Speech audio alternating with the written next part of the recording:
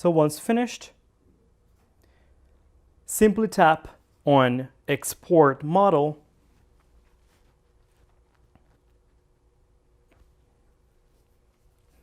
and export the STL mockup to your cloud software, your own iPad, or save it into your Dropbox or Google Drive.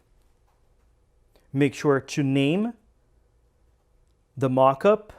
Let's add mockup and the patient's name, and export. Tap on Next.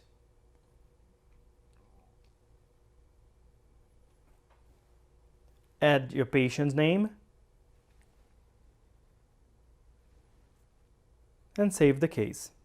From here, you can send your STL file to a printer, close the model, and print the model for you to do a smile test drive on your patient's mouth.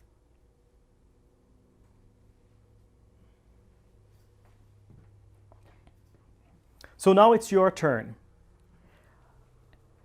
Practice more. Add your patient's files into SmileFy software and create your own dental mockup to deliver a facially guided treatment plan to your patients.